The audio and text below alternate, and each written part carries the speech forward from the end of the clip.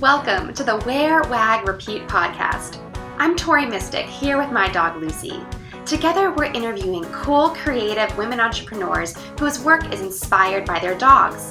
Do you dream of working alongside your dog? Then sit, stay, and listen to the latest episode. On this episode, I'm breaking from the format a little bit and I'm talking to a cat lady. But it's okay because this cat lover actually founded Service Dogs, Inc., a Texas-based nonprofit that trains rescue dogs to become service animals for people with disabilities. If you love heartwarming stories of life-saving dogs, then you'll love this conversation. Let's dive in. Sheri Soltes founded Service Dogs, Inc. in 1988 on the concept of using dogs rescued from animal shelters as service animals. An honors graduate from the University of Texas School of Law, she left her law practice to devote her energy full-time to building Service Dogs, Inc. Under her guidance, the nonprofit has led the industry in combining the use of rescue dogs with positive reinforcement training methodology to create working partners for Texans living with a severe loss of hearing or mobility. Sheri has mentored assistance dog programs around the world, including Australia, Japan, Spain, and Chile. She has also been a featured speaker at many conferences and institutions around the world. Hi, Sheri. Hi there. Thanks for being on the podcast. I'm excited to talk to you. Me too. This is my very first podcast, but I couldn't ask for a better audience. So I'm looking forward to connecting with your listeners and becoming your newest listener. Oh, perfect. Well, dog moms are always a receptive audience to talk to. I love my audience and all my fans and everyone because dog moms, I just think, are such compassionate, supportive people. So I'm sure they're going to enjoy hearing what you have to say. Wonderful. So why don't we start by having you tell us about Service Dogs, Inc. I think this is your 30th anniversary year, if I do the math right. That's so right. Tell me how you came up with this. What inspired you to start Service Dogs, Inc.? Well, I started off as a trial lawyer in Houston, and I found it was very combative and stressful. And it would sort of give me, I would have trouble sleeping at night and my stomach would be tied up in knots. And I kept thinking, I don't want to live this way. And I wasn't that excited about just making money, which seemed to be what everybody else cared about. And so I started really looking at what am I passionate about. And I'm one of those kinds of people who wants to rescue all of the animals. And deep down, I'm actually a cat person, but cats, as they say, are indifferent to your distress. If you fall out of a wheelchair, the cat's like, well, you are going to crawl over and get my food, aren't you? So we went with dogs. And back in the 80s, there was nobody training service dogs and hearing dogs in the Texas area. You had to go to Massachusetts or California, and those dogs bark with funny accents. So I did sort of a survey of groups that help people with disabilities in Texas, and 70% were interested in having an assistance dog organization in their area. So I just started doing it step by step. And I continued to practice law until about the third year, and then I sort of took the big step and quit doing it and started doing service dogs full time.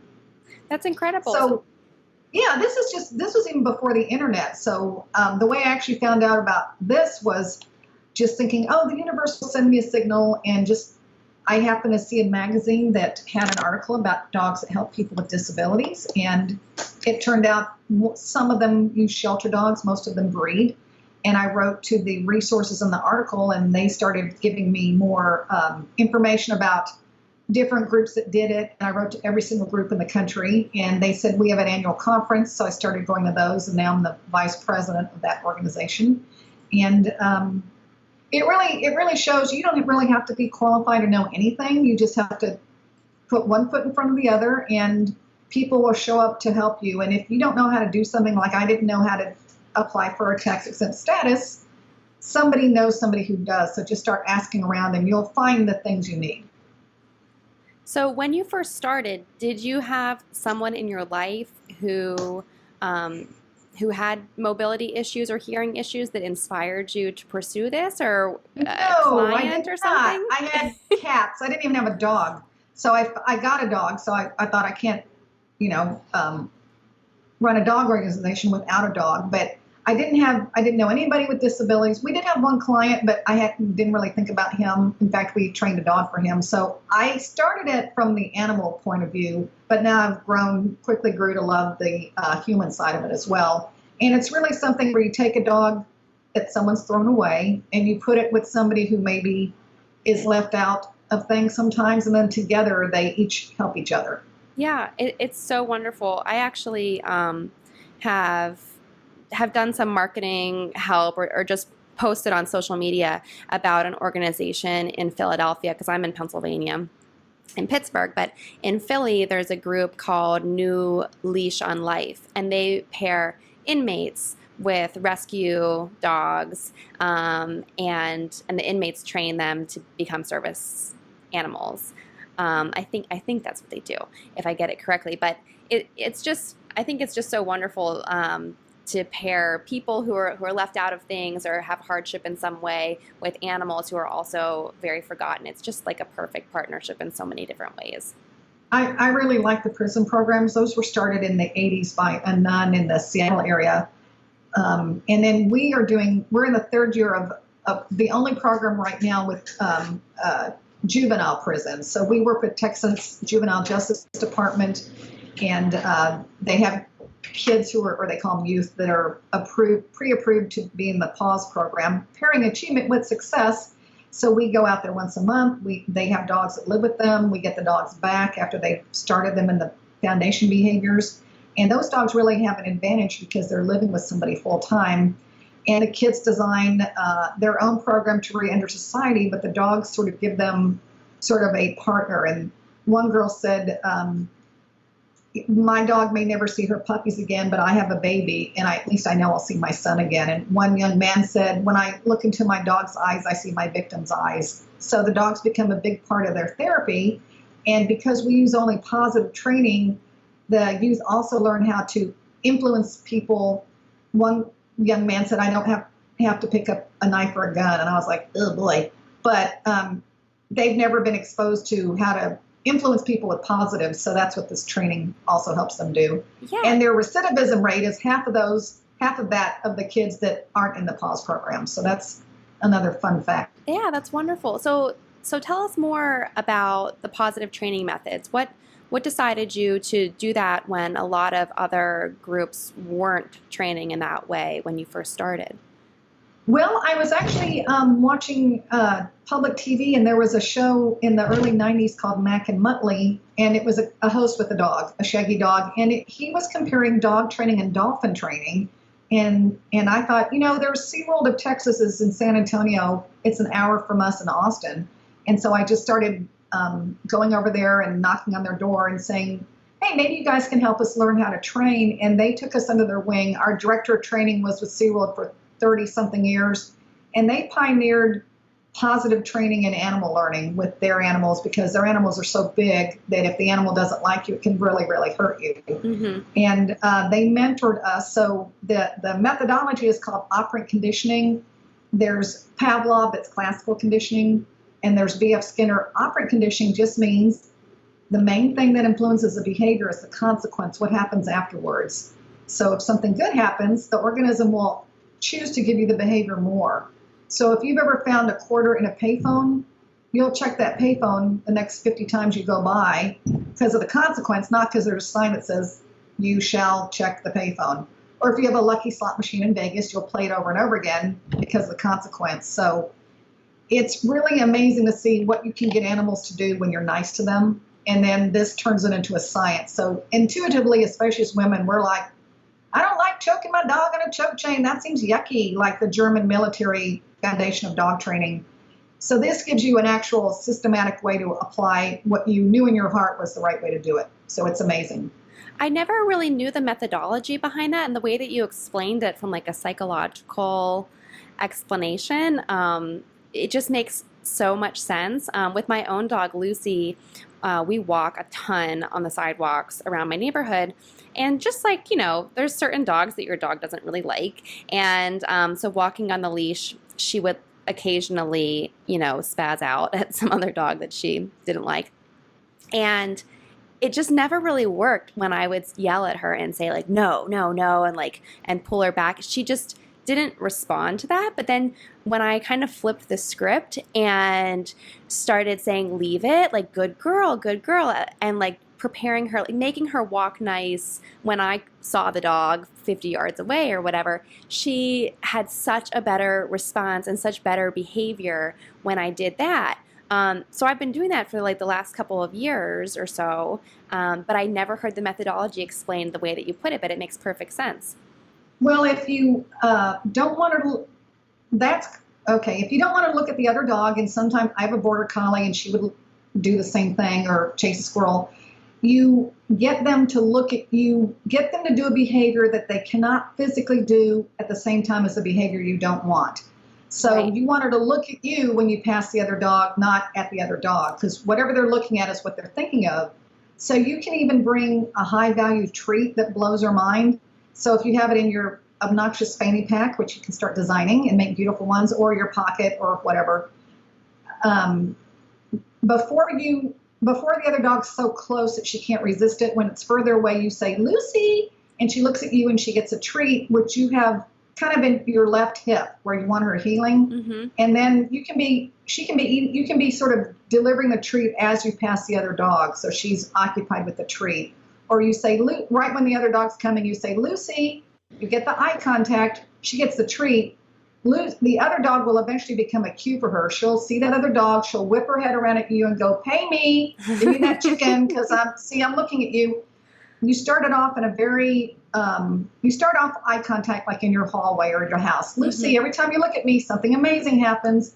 And then you can up the complexity of the distraction. So it tends to be inside the house, then your backyard, then your front yard. And you've already got her looking at you, but eye contact is great because it's incompatible with a lot of stuff you don't want them to do. Right. It's called, the fancy way is differential reinforcement of an incompatible behavior, but just to sound fancy, for example, your dog jumps on you, and old school and some of the current folks will still say, dominate the dog, knee him in the chest, push him off of you. Well, what can your dog do that's physically impossible to do while they jump on you? Lay down. So you really teach them downs, which is great because they lay down all the time anyway. So if you just friggin' notice they're doing a down, throw them a treat or a piece of popcorn or whatever you're eating, or praise them. Then when you come home and they jump on you, A, ignore them, and B, redirect to that down.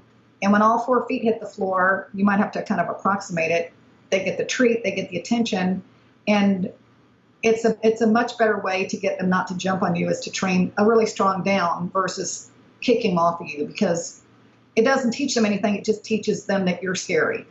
Yeah. So that's my favorite example of redirecting to an incompatible behavior. So if your dog is doing something that you don't like, what can I teach it that is physically impossible to do at the same time? Laying down, sitting, looking at you versus looking at the cat or whatever, things like that. Yeah. But it's wonderful. so much smarter, and it's so much better for your relationship with the animal. Yeah, definitely. So while you're describing all of this, I'm kind of curious how you find shelter dogs who are a good fit for this, because it sounds like you need kind of a special, receptive, smart dog to do this. So how do you find dogs that are going to be capable of being a service animal? There's a bit of an art and a science to it, but we go to shelters. In fact, I'm going next Thursday, so I'll probably adopt another 4 cats. But we want a certain age range. We want the young adult dog. We'll walk up and down the rows of the dog runs, and we're looking for a dog that's friendly. The dog that hangs back, that's super scared, might be a great pet dog, but we need it to be confident enough to go in public. We also will screen out the dogs that are aggressive, Mm-hmm. that are like, I'm going to kill you. So again, could be rehabilitated for a pet dog, but we're turning it over to somebody.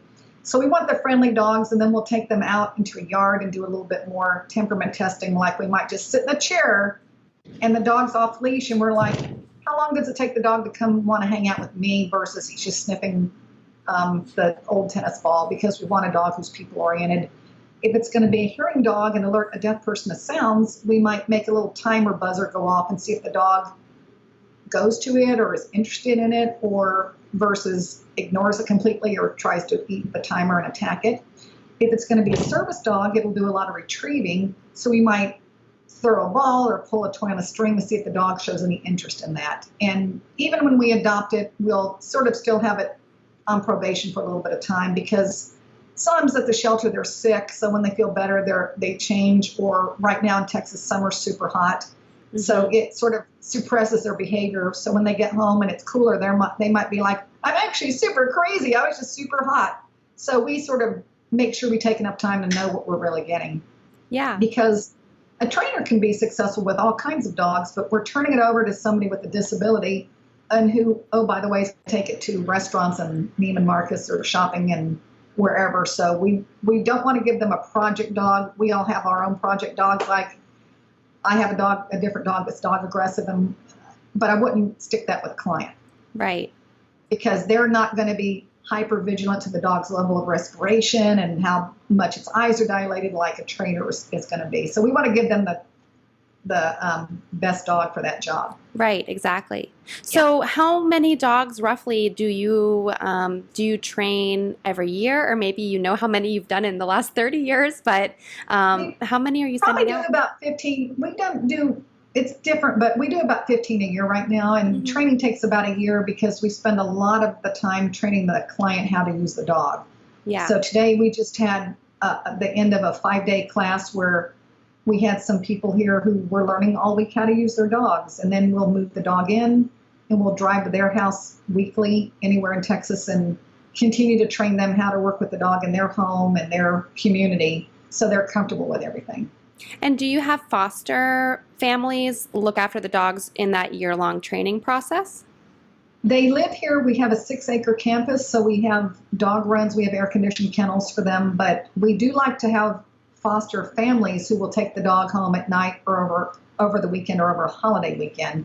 So we're not using puppies. We're using young adult dogs, mainly so we can x-ray their hips to make sure their hips are, the hip socket, the hip joint is healthy. But we totally love to have foster families that take the dogs home, because it just gives the dog a break and they're a lot more refreshed on Monday. Right, and they can kind of get comfortable in a home environment where they're going to end up anyhow. That's very astute, because the foster family helps us a lot, because they'll tell us things the dog does in their house that we may not be able to observe. Like, oh, he ate a biscuit off the counter, or he barked at the cat, or things like that. Right, right. So over the years, have you had any really stellar graduates, which I guess could be people or it could be dogs? Yes, I love that. Those are my favorite stories. We've had several dogs literally save their partners' lives. We had a nice man who looked like kind of a young Abraham Lincoln. He's a pastor, and he has a condition where he's in a lot of pain. He has, and he can pass out easily if he turns a certain way. One of the ways he can get rid of his pain is to be in a hot bath. So one day he's fully dressed and he's running the water in the bathtub, and he just twists the wrong way and he passes out and falls into the bathtub with the water still running. And his dog is a black lab we rescued from the city shelter in Austin named Excalibur. And Excalibur was not trained to do this, but Ray, he's actually a pastor. Pastor McCoy said, I was in the water, and the next thing I knew, I just woke up with this feeling of pressure on my ankle, and it was the dog grabbing him by the ankle, trying to pull him out of the bathtub. Wow. So together they got him out of the bathtub, and Excalibur went and found his cell phone and brought it back to him without him asking, so he could call his wife. But the even more incredible thing, because we didn't train him to do that, that's why it was based on them having a good relationship. And because Ray was unconscious, he wasn't telling the dog to do something. The dog decided to, but Excalibur was deathly afraid of running water. Whenever you would turn on the faucet of the kitchen, he would run away, and we surmised or guessed that maybe before he got to the shelter, maybe people tied him up and sprayed him with a hose to be mean to him. So not only did he figure out how to rescue his partner, he overcame his biggest fear to do that. So that just gives me chills, that whole story. That's amazing. Yeah, and we love them. And another one was a golden retriever named Honor that we rescued 3 days before she was going to be euthanized in an animal shelter. And she was heartworm positive, but we liked her, and we don't turn down a dog for that. So we did all the treatment and all the money and all that. She is with an older woman who had gotten a porch swing installed in her backyard. And she said, one minute I was sitting on the porch swing, and the next minute I just felt something cold on my face. And it was the golden retriever Honor licking her face to try to revive her. And she was very groggy, and it turned out the porch swing had collapsed. It had pulled out from where it was connected above, and the board had hit her in the head and knocked her out. And the dog had been licking on her to try to get her to wake up. And the dog wasn't the kind of dog that licks people. So Honor helped her get back into her wheelchair. And we had a special buzzer in this woman's home where Honor hit it with her front paw. It would directly call EMS. So she hit the thing, and EMS, says, who is it? And the dog barked, and they said, it's an emergency. So they sent an ambulance to get her, and she had to have a bunch of staples put in her head to close the wound. And the doctor said if she would have been passed out much longer, she wouldn't have survived. Wow. So that's another story of the dog just deciding, I need to jump into action and figuring it out. And there are more like that, but Sure. I love those stories because they're just based on, that's one of the advantages of using positive training, is that all of our training is built on the foundation of a really good relationship with the dog. So you're the leader. You're not the leader because you're going to punish it or hurt it. You're the leader because all of the good things come from you. And they really do want to help you if you get into trouble, which is amazing. But one guy, his dog saved his life, and he said, or actually it was Ray, he said, it's not every day that Excalibur saves my life, but it's every day he makes my life worth living. Aww. So even those little things of, I dropped my pen, I don't have to wait 6 hours for my wife to get home to get the pen. Right. Those are all super helpful. And the deaf people always are saying how isolated they feel, but with the dog, they have a companion. And with whether it's somebody who's deaf or someone who's in a wheelchair, the dog is a bridge, and more people will come talk to you in public because of the dog than they might feel awkward otherwise. So it's really helpful on an emotional level also. Oh, yeah, definitely. So, Yeah. I mean, dogs are just incredible. And even if they're not trained, extensively through a program like yours, they can still do things. You hear stories like similar to what you told about a dog coming to the rescue or saving a baby from something that Sure. was falling or something like that. So how can the public tell the difference between a real assistance dog and a fake one, or I don't know if people are trying to market and sell dogs to people as assistance dogs and they're not actually. I don't know if that's a problem. The main way it's been a problem right now is on airline travel, because the actual problem is that poorly trained animals are behaving in a way that's disruptive. Either they are disturbing people or they're being aggressive to other dogs or animals or to passengers. The things that cause that are a poorly trained dog, or somebody that maybe buys a vest from a website and claims their dog's a service dog, although it happens in restaurants and things like that. The way a business can tell, under the Americans with Disabilities Act, they can ask two questions. Is that a service dog? And what tasks does it do for you? So a service dog versus like a therapy dog or an emotional support animal performs at least one task, other than just being there and comforting you. So one of our trainers said if a teddy bear can do it, then it's not a service dog, it's more of an emotional support animal. So even for somebody like someone with post-traumatic stress, the dog might wake you up from a nightmare or deliver your medicine, go get the bottle for you, or that type of thing. So yes, it's a service dog and it does a task. Those are the questions you can ask. If you're just observing that the dog is well behaved in public. It's the person can control it. It's attention's on the person. It's not eating food off the floor. It's not sniffing the clothes on the clothes rack, or doing even worse things like barking a lot or growling or toileting indoors or things like that. Mm-hmm. Interesting. So if someone is looking to get a service dog, what are some of the requirements, or how do they approach an organization like yours if they think that they could benefit from a service dog? Well, one of the best resources is Assistance Dogs International, and their website is assistancedogsinternational.org. And that group is sort of the umbrella group for these organizations, and they've set up standards for clients, standards for training, and it's sort of, you can do it by what state you're in or what part of the world you're in, and there'll be a list of organizations, and if they're accredited, it means they passed a super complicated, intense, multiple day exam, so they're super legit. So anybody can call themselves a dog trainer. So instead of just going online, or we used to say the yellow pages, but online, go to Assistance Dogs International so you'll know the kind of legit groups. And I suggest applying to more than one because they're going to have a wait list, and they're all going to do it a little differently. So that way, if you apply to multiple ones, you can see the one you like the best, or maybe one's ready for you sooner than the other one. Each group will let you know what disabilities they train for, but they're going to want to, typically they don't want you to have another dog. Typically they do not want to train a dog you already have. And it's rare that they will train for multiple disabilities, like I'm in a wheelchair and I'm deaf. It's like, that's harder, but some will. But that ADI website's a good place to sort of start your research. And would some of those organizations be able to help you decide if you need a service dog or if a therapy dog would be enough support for you? Could they help you kind of decide what you need?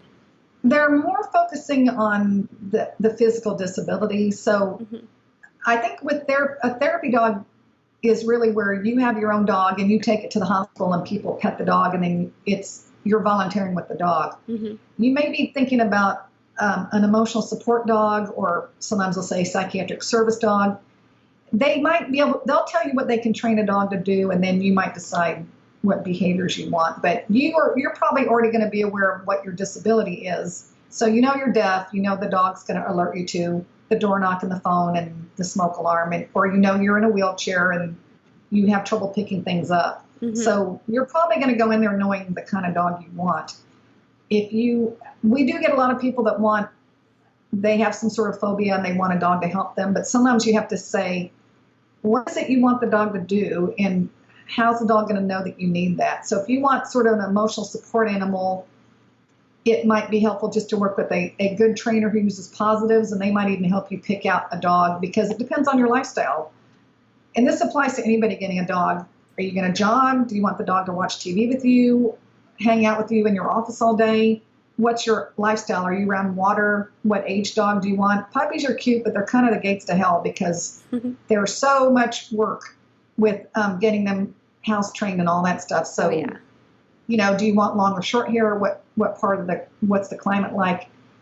What other animals do you have? Do you want a dog that wants to be snuggled all the time, or not such a needy dog? So all of that stuff, no matter who you are, is important to consider. Right. So you have told us that you are a cat lady as well as a dog lady. But so tell us just really quickly about your own pets that you have, because I always ask my guests about their own pets, because I think everyone likes to hear about what pets that you have yourself. Okay. Well, I'm probably breaking some municipal ordinances, but I have 2 dogs. I have a border collie mix I got from the city shelter, who was my demo dog. She's probably 15 or 16 now, but she did a lot of fun behaviors when I needed to go give a talk. And people are amazed that your dog will just lay down when you tell it to, so it's actually pretty easy to impress people. She'd bark on command. And again, remember the cue is not as important as the reward. So instead of saying bark, I would say, am I right? And she'd bark. And I was like, I need the validation. So I'd go, blah, blah, am I right? And she'd bark, and people are amused by that. The other dog is a Great Pyrenees, who's from Pyrenees Rescue, who turned out to be dog aggressive. So now we're one of those people that gets up at 6 a.m. and walks the dogs in the strip mall, the strip center, so we're hiding from all the other dogs. But It's like 12 years to go. And with aggression, you can reduce it, but you can never really get rid of it, all of it forever, guaranteed. So I don't want anybody else to have a bad experience because my dog barks at them or lunges at them. So we really try to just have a great time at dawn and then go back in the house. And then I have, I'm down to 9 cats now. Oh my gosh. So I had 2, and then I had a TV segment for a while, and we did a series at the animal shelter, and there was a cute kitten, and I like to get kittens in 2, so they have another little terrorist to be with them. And then I had a friend at the Austin Humane Society that said, can you foster this mom and litter of cats? And I did, like a dumbass, and then I kept most of them. So, and then I think the last two were somebody found a kitten and they couldn't keep it. And I'm usually like, I don't need another cat, but the cat needs me. But what I have now that's super helpful for me is the kitty litters in the garage, because kitty litter is yucky. Mm-hmm. So there's a cat door to the garage. And then I have a backyard with a wooden fence, and now it's like an aviary. So there's a dog door, the cats can get in the backyard, but they cannot get out of the backyard. So they're not killing the birds or getting lost, and they're not getting hurt and not hurting anything else. So really, you can't tell there are all those animals there because they're all kind of gone to their little corners and cubby holes, or they're outside. So they all have their own little spots.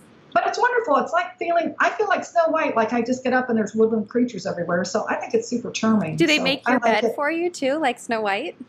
Right when I think that's Cinderella. Oh. It might be both of them, but no. But the minute you know what? You know how when you change the sheets, the cats get all in there and screw it up. Mm-hmm. They are big on basically they each have a way that they're horrible, but it's always a different way. Like one cat loves to shred the new roll of toilet paper, and people like to knock things off shelves, and people like to eat the wrong food, and mm-hmm. Sometimes they like to, if you have a white skirt on and you're sitting on the floor because you're tying up your cool lace-up sandals, they like to come walk all over it because they have mud on their paws. So exactly, they know the wrong place at the right time.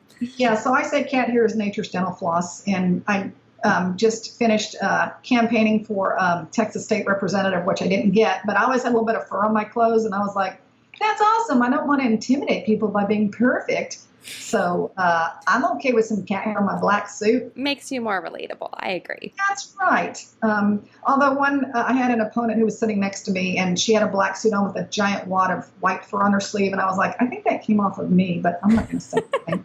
So you can also, undermine your opponents by putting your cat hair on their outfit. Strategic cat hair. Sorry, Elena. Maybe I'll have to get a cat so I can do that. I think I'm safe, though, because if anybody ever broke in, they would just die from anaphylactic shock or asphyxiate. So yeah. I won't get any asthmatics breaking into the house. No. Well, Sheri, it's been so much fun talking to you and learning about this. Tell everyone where they can learn more, because this was just a half an hour, but I'm sure people would want to learn even more about what you do. Thank you. Well, my organization is called Service Dogs, Inc., and the website is servicedogs.org. And we have won 7 Guinness World Records with our annual Mighty Texas Dog Walk, including most dogs walked, and my favorite, biggest fur ball. The latest time we won it was 310 pounds of fur, because we're super classy.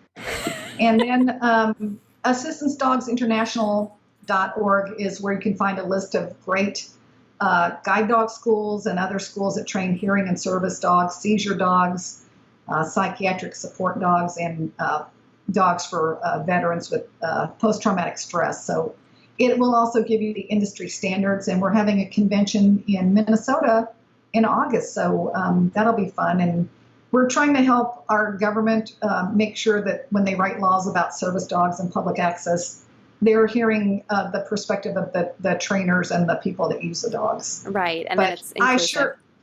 I sure appreciate the chance. I felt like I kind of rambled on because you made me so comfortable. So this was a fantastic experience. Thank you, Tori. Yeah, it's been a real pleasure talking to you, and I can't wait to keep in touch and follow along and see everything you're doing. Thank you. Well, we're on Facebook too, so Twitter, all that stuff, so check us out. Thank you for listening to the Wear, Wag, Repeat podcast. You can fetch show notes for this episode at wearwagrepeat.com. If you like what you hear, please subscribe so you don't miss an episode. And until next time, Lucy and I will see you around the dog park.